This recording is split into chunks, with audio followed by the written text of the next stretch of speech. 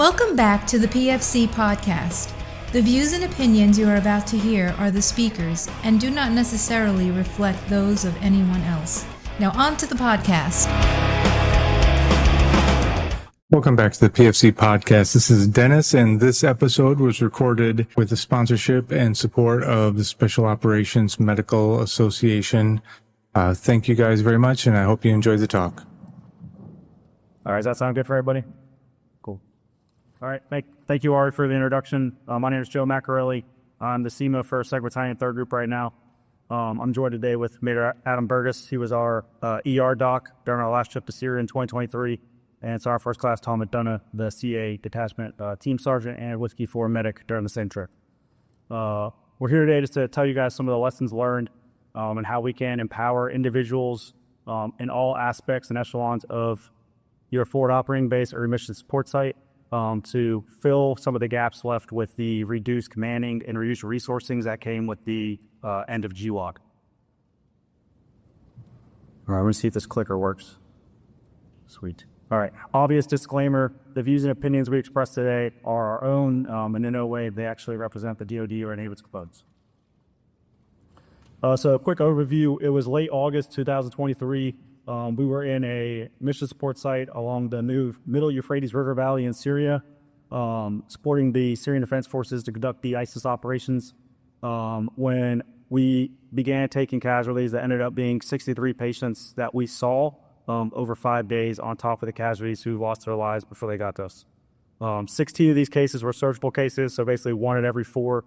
Our Moscow pit was an open area. We had 2 surgical suites that were a part of our TOC building that were in a hardened structure. But as you guys know, the desert in the middle of summer, it was over 100 degrees. All patients came in as RD dehydrated to begin with. We'll go to the map for just a little more of the overview. So in the area near Deir ez-Zor, that is where our mission support site was located. About 4 hours drive to the north, we had an AOB in the closest host nation hospital. We technically were a Role 2 facility, but the only Role 3 facility was located east in Iraq, and we do not have NEVRO to send our casualties cross-border operations. The area in yellow represents the friendly AO. Like I said, we were working with the SDF, and the area of red represented the previous Assad regime forces, along with malign state actors, whose major capability and threat to us was IDF and one-way drones, which really went well with our open Moscow area. So when our SDF partners began receiving a series of complex attacks due to pro-regime militia forces, we basically lost all of our local MedCop that was for our host nation forces. We no longer had any medical facilities in the southern region of our AO. And we also lost all routes or land routes to the AOB and the host nation hospital. That was 4 hours to the north. Meaning that our SDF forces then had to rely on us completely for all med support, and then any U.S. air capabilities, which we had 2 HA-60s located to the north, which a 1 hour flight time, and 2 HA-60s in Iraq. But these were also part of the U.S. medevac plan, so they were susceptible to medros, flight times, op tempo, crew rest, and all the other contingents to get authorization for flights for host nation forces. At our location, we had 1 FRSD, 1 SFRDA, which we were in the middle of a RIP, so only had 1 18 Delta on the ground at the time. A civil affairs team, where Tom was their only medic. And then we had our security force task force, which had roughly 5 to 6, 68 whiskeys spread around the camp. Our FRSD was technically a Role 2 facility. We had an indoor surgical suite that could do 2 patients at damage control surgery at a time. Our Moscow pit was set up to have 4 ATLS litters. And then we had a walking blood bank that we had sustained over the previous 6 months to utilize if necessary. The SDF, our partner force, did have a clinic, but as all of you guys know, most partner force clinics could do merely more of the nursing care. They had no advanced equipment. This next slide is a picture of our surgical suite. For personnel, we had 1 orthopedic surgeon, 1 general surgeon, 1 ER doc, 1 CRNA, and then their support staff. They did have ultrasound and X-ray capability, along with ventilators, monitors, pressure infuser, and blood warmer. And then they had an eye staff for labs if necessary. Our outdoor pit was at C. The red building in the back is actually the gym where we held our walking blood bank. But this pit, like I said, was an open area with a high threat level of IDF and one-way drones. Our plan for our actual mass out plan that we drilled was for all casualties to come through our main gate to conduct triage and then expedite them into the ATLS pit or DCS if necessary. One of the big things that I want to touch base on with everyone here today is the importance of actually the planning of rehearsals that go into prepping for a mass cal before the event even happens. I know a lot of times across the world we fall in on previous units' med plans, specifically when you roll into somewhere that has a medical capability, whether that be bog room, whether that be an FRSD here.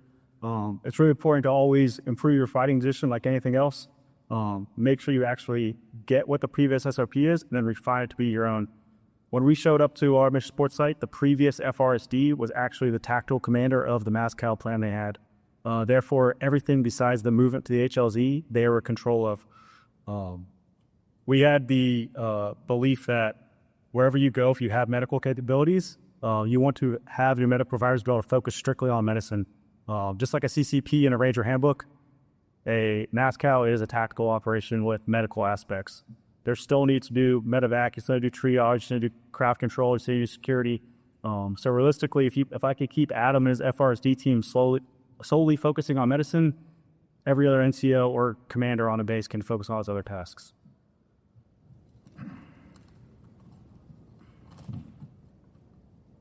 Cool. And the biggest thing is what we found was our MASCAL plan needed to be a battle drill. So by definition, a battle drill, right, is something everybody knows and it's simple enough to execute without a deliberate planning process. So what we do when we recuperated and refined our MASCAL plan was instead of giving individual names to positions, we identified the 8 key personnels, everything from a triage NCO to a movement NCO and etc. What we did is we gave units these responsibilities. One of the big things we found was by empowering these units to have the responsibilities, these tasks, there was no single person that could be a point of failure, but also we were able to train the senior NCOs on the tasks and they could trickle that information down into their forces. So by the end of the day, the 88 private or whatever else, that person was able to fill that role if push came to shove. In addition to that, what we came to conclude was that the FRSD was controlled of all DCS and only DCS. They were an augmentation to our MASCAL plan. They were not the MASCAL plan. 18 Deltas, Whiskey 1s, and Adam as the ER doc, we controlled all ATLS treatments and the triage. The 68 Whiskeys and CLS, we got them to a point where they were able to run all walking blood bank operations, and as well as they treated minimal patients and then expected patients if necessary. And then what we did was the ODA, the Sec 4, the ADA, and all the other units on base, they controlled everything from HLZ security, movement, patient tracking, crowd control, and anything else that needed to happen. Like I said, the big thing is just empowering your people and empowering your junior soldiers to have the confidence to accomplish those tasks without guidance. So when push comes to shove, you can have as simple and controlled chaos during a MASCAL as you can have. One of the things we really failed on, though, and I think we overlooked most of the time, is we developed our MASCAL plan for U.S. soldiers. We never thought what happens if all of our casualties are actually host nation forces and beyond being hurt, don't speak our language. I'm a third group guy, so my target language is French. I speak very little Arabic and even less Kurdish. So we developed our plan. We never integrated some of our support staff like linguists to actually be in positions. So what we found when push came to shove was we had linguists who were trying to both work with partner force commanders and our tactical commanders to actually conduct counterattacks versus the enemy while trying to have them in our MASCAL pit to then talk to patients and be that liaison. Another area we could have improved our language is most places you guys go, you're going to have intel officers.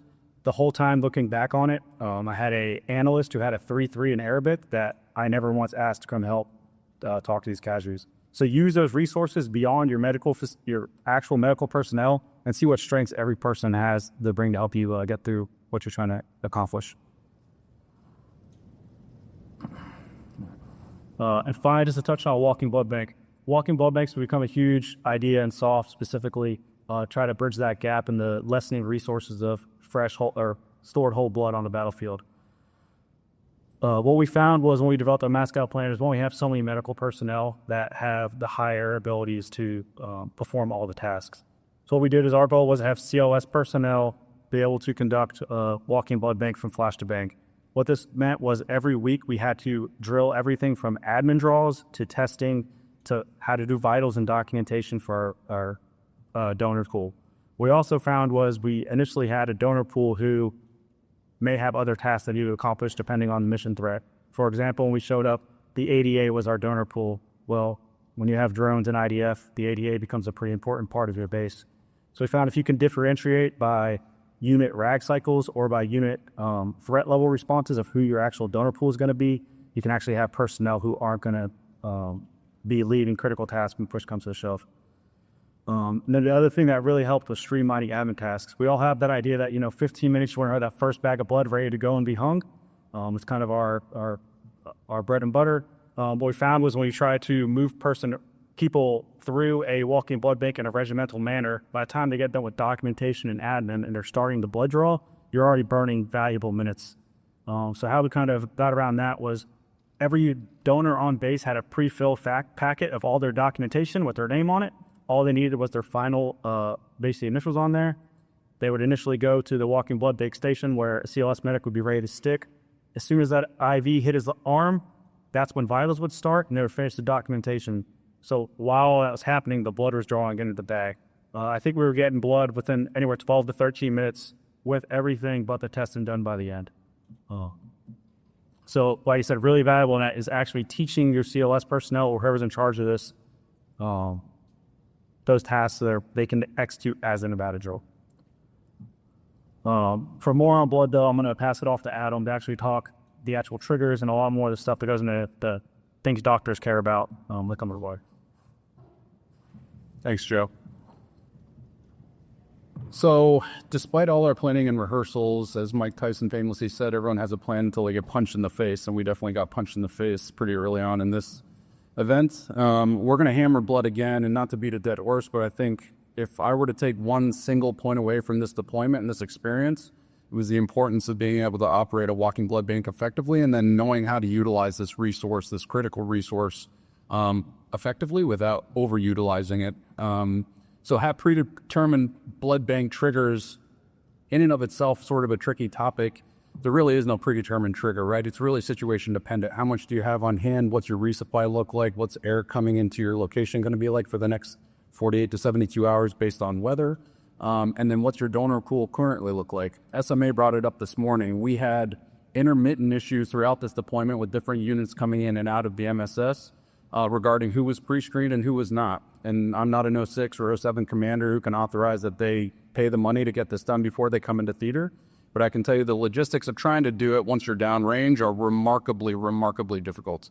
And frankly, probably more expensive at the end of the day. So again, there is no defined trigger, but having a good understanding and using the operational assets that you're co-located with to give you that intel picture about what things look like, what the likelihood of getting resupply is, understanding what the PAR, not just at your location, but at the roll 3 and for the theater looks like are critically important. If you think you need to activate it, however, you really should. And first of all, I just want to take a step back. I'd be remiss if I didn't specifically mention Captain Promotable Erica Hatcher, who was my critical care nurse, and then Staff Sergeant Benjamin Sarabia, who was my LPN, who really spearheaded the walking blood bank protocols at our site. Again, we had, over the course of our time, there were over 40 different CLS personnel who were trained and basically independently running our walking blood banks, which we activated a total of 4 times throughout the deployment, and I believe drew off something near 30 units of blood, and used it in operations during those activations. But again, you have to have a pretty good feel, and again, going back to the ODA, your CA team leaders having touch points within the BDOC for the Sec 4 piece, what's going on outside the walls of your compound to understand how much more you need, when you may need to do it. And again, it's not just about pulling units off guys, understanding that once you pull a unit off somebody, you're looking at 40 to 50 days before you can do it again, and that's a limited pool in and of itself. Understanding that every time you activate that, you're sucking a ton of manpower away from other things, medically and otherwise. All those considerations need to be taken into account. Blood accountability, again, once you draw that unit, that's just the beginning, right? The paperwork trail just starts. You need to have a plan in place to effectively track which units are going into which patients, and then have a plan for how you're going to document that long term and get into the record specifically, most importantly for U.S. patients. Coast Nation obviously gets a little fuzzy, but you still need a plan to document for all those units, just like narcotics or anything else. And then host nation blood donor pool. This was a nut we were unable to crack on this deployment, but not for lack of trying.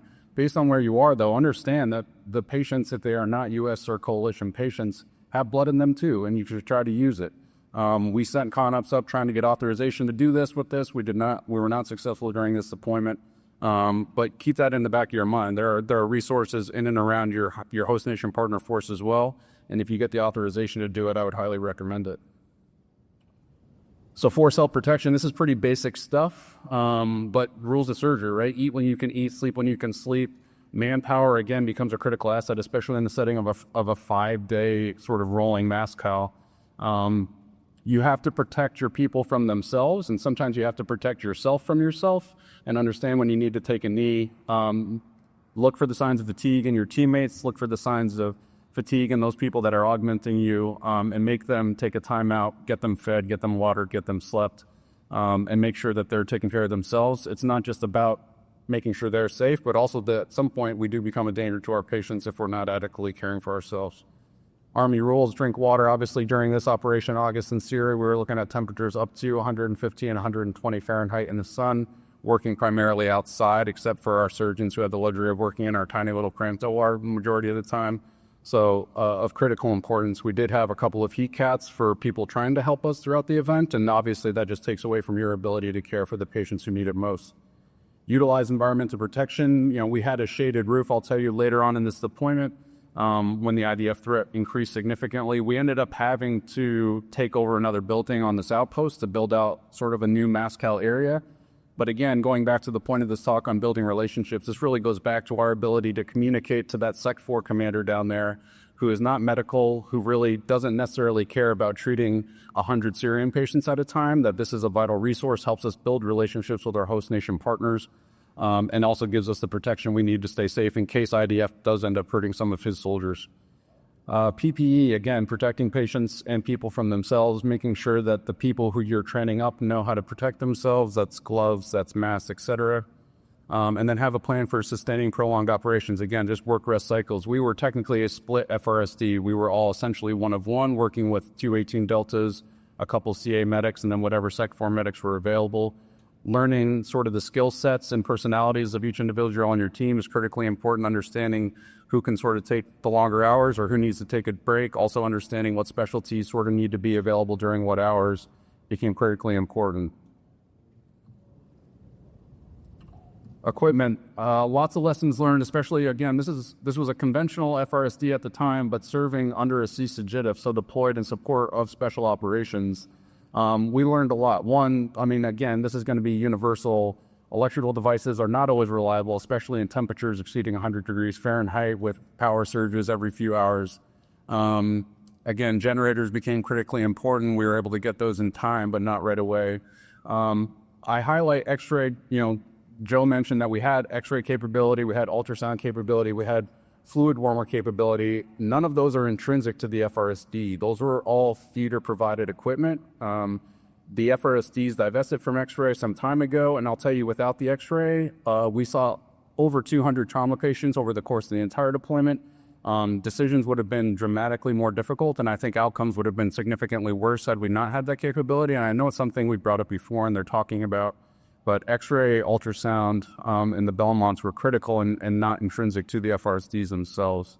And then finally, administration and comms. I think if there's one thing in soft medicine none of us are very good at, it's documentation, right? We get used to doing all the things and then not writing it down.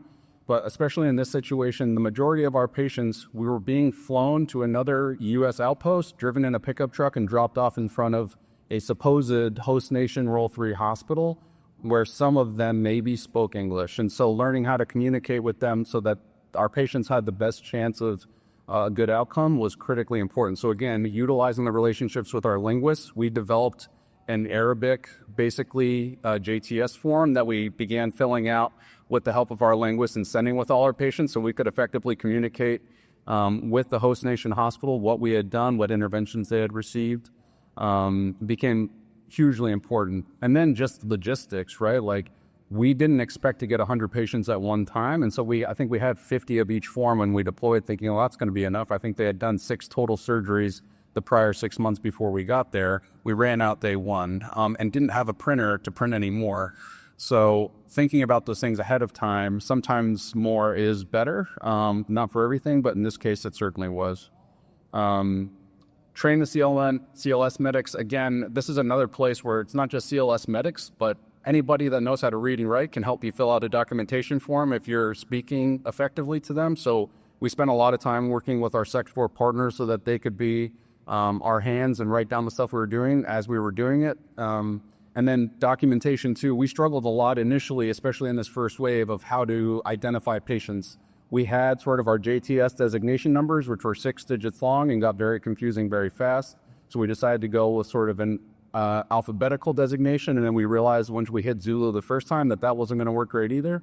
And we started recycling. So we ended up using a sort of dual alphanumeric codes. And the other realization was that we were all serving under the same CSGF, so the same boss at some point in time, but we all had individual chains of command we had to report to, the FRSD, the ODA, the CA team, the Sec 4, and we all initially sort of had our own ways of communicating things, and that made the higher level very uncomfortable when they received different reports with different numbers and letters. And so we, after this first sort of wave, took a pause and realized we needed to refine that, which ended up working out well for us the rest of the trip.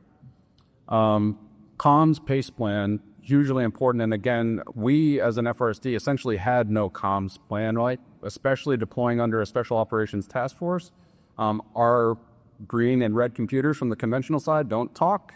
Our radios did not talk. So we were wholly reliant almost entirely on the ODA, their embedded CCT, and then the BDOC for up and out communication to communicate what was going on at the FRSD level.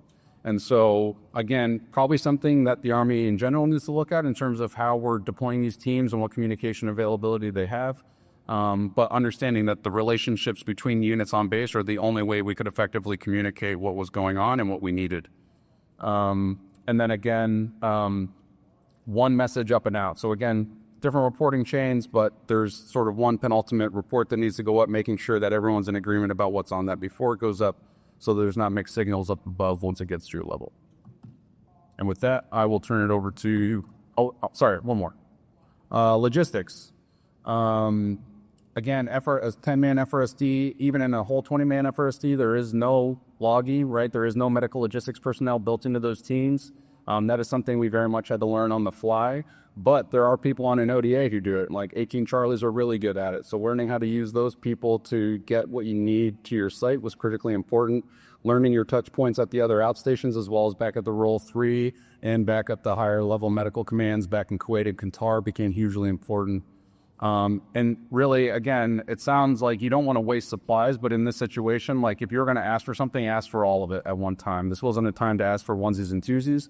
This was a time to get as much as you could when you could, because you didn't know when you were going to get it again. Keep a running tally. Ours was not fancy. It was literally what you see there. We had a dry erase marker and we had 3 sides of a refrigerator, and everything we used went on that. And then at the end of the day, we could take pictures and I could send a quick, picture up what we needed. And that was filled somewhere for me and got to me eventually. So it wasn't pretty, but it helped us keep track. And it was something that everyone had access to. Because that fridge was immediately adjacent to the OR. So if somebody used an item, especially a critically short item, it went on there and we were able to keep track as we went along. Oxygen, we were sort of blessed when we got there that we had a fair amount of oxygen on site when we arrived, but later in the deployment, it becomes a major issue, especially with the limited aircraft, and then the ability to fly hazmat in and out on those aircraft becomes increasingly difficult. So make sure you have a plan in place. And I think one of the biggest takeaways from this is it's not just about what you can get, it's also about how you're using it once you have it, right? Resource allocation is hugely important.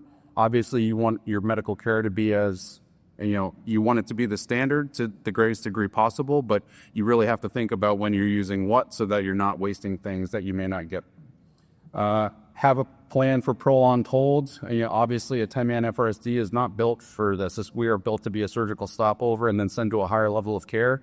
Well, when all your patients are host nation and you can't cross borders with them and you may or may not have air, you may be the only show in town, and that happened to us numerous times throughout this deployment. So have a plan in place. Use your nursing resources. Nurses are fantastic at this, better than doctors, frankly, in terms of learning how to take care of patients over a prolonged period of time. Use them to help you build out a plan so that you know how to care for patients if you have to keep them for 12, 24, 72 hours. And then narcotics and blood, again, just the accountability piece. We used a system where all narcotics, all blood went through a single individual. It worked well for us because that's what we had. And I knew I could trust those people with those responsibilities. It may be different for different teams, but I would say iron that out early and often. Again, the last thing you want to deal with in the setting of a mass cal is, someone breathing down your neck because you're missing a vial of ketamine. So having a plan in place that's rock solid so that you're not having to worry about that on the back end is hugely important and made our lives a lot easier. And with that, I'll turn it over to Sergeant First Class. Hey, good afternoon. We heard a lot from my colleagues about plans. These are some of the lessons learned. I'm going to tell a little story real quick. This was my second trip to this location. All the plans that were in place were plans that I had worked with previously the year prior. We did the rehearsals, we did the plans, we refined the plans. We had one mass cal the first trip. I think it was 4 or 5 patients. We got to say, hey, we're going to enact this plan. We did.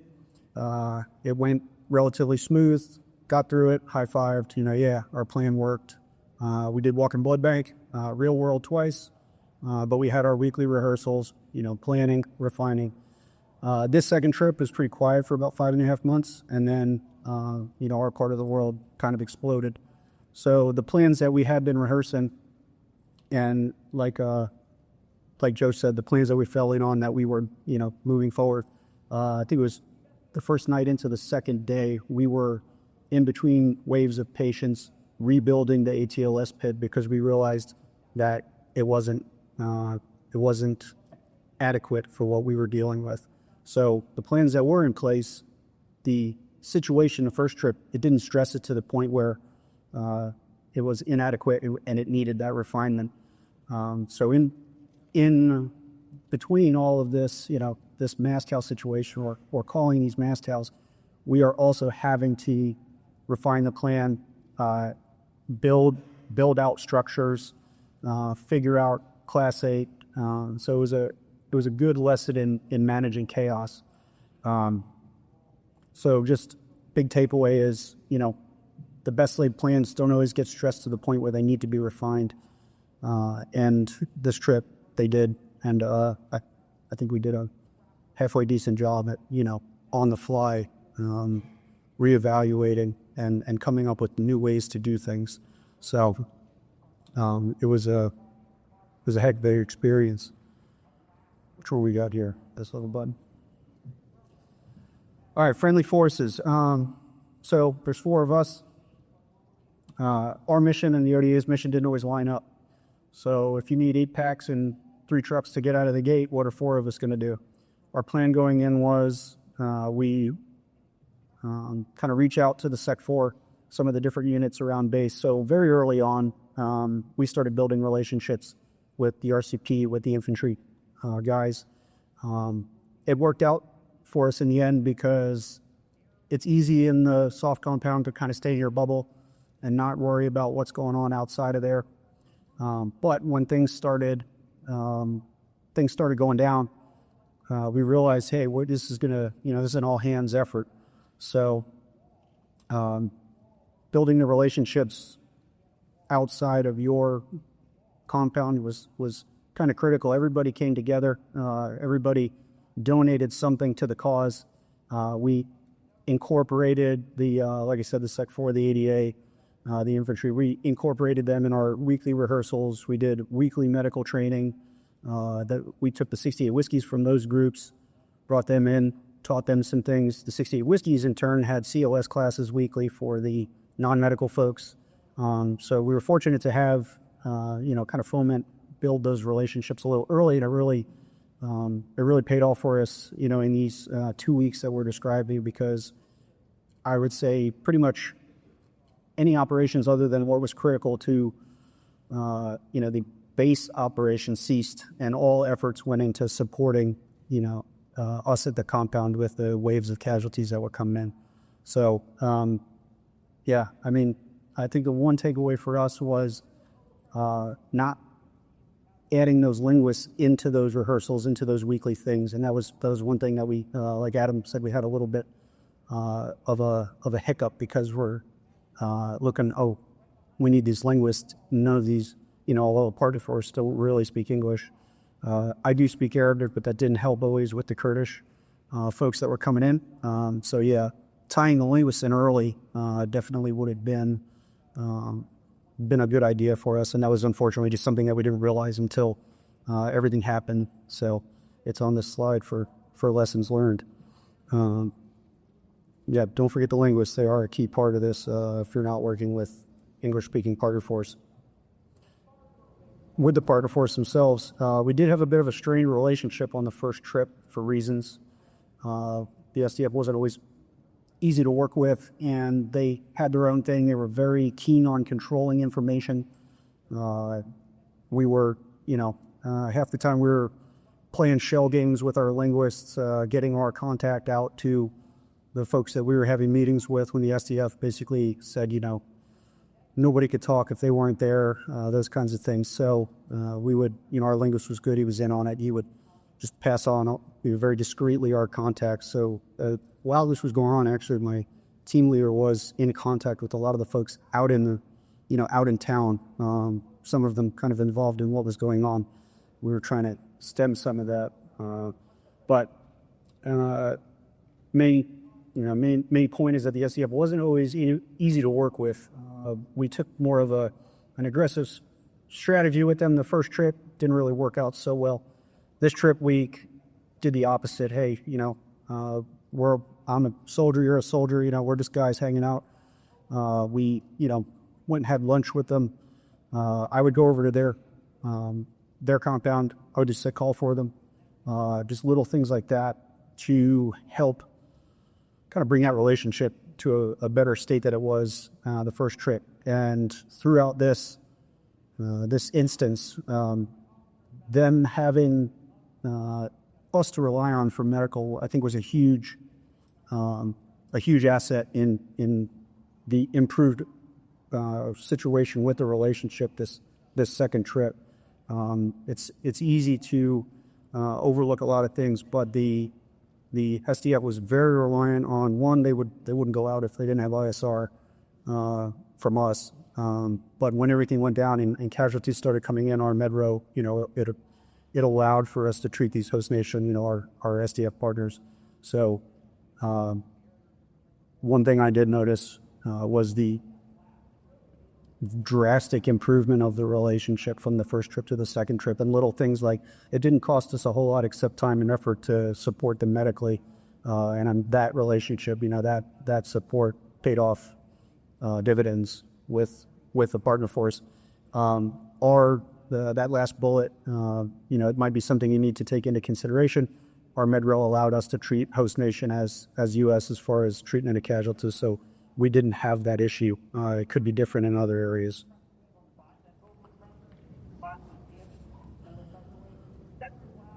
I wouldn't be a civil affairs NCO if I didn't talk civil concerns up here. Okay. Civil concerns. One thing I'm going to kind of, from the civil affairs lens, repeat offenders to an area is huge. This was my second trip. The usual 30, 60, 90 of getting to know the area, not a thing. We could hit the ground running. We were briefing, general officers within 4 days of being on ground this trip. We had a very good idea of all the infrastructure, towns, villages, everything. So I will say, at least from the civil affairs lens of the mission, having folks that have been in the area previous is huge. So when all of the infrastructure degraded as far as routes to get the partner force casualties where they needed to go, we're relying on medevac. But having that good operational knowledge of the civil piece, huge benefit of being to the area previous times. With that, I will turn it back over to Joe.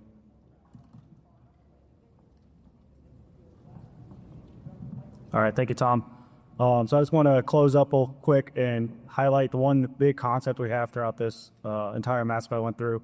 All of our successes came from Not my own, not Adam's, not Tom's. It was the people around us who enabled us to have successes.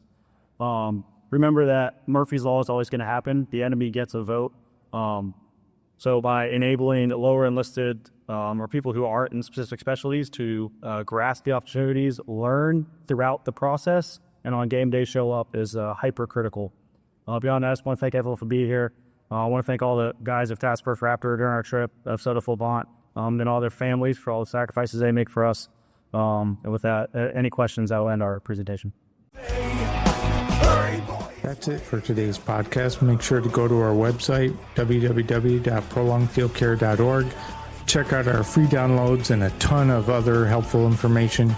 Grab a bag of our fresh roasted PFC coffee, links in the description below, and stay on the bleeding edge of combat and austere medicine. This is Dennis for the PFC Podcast. Out.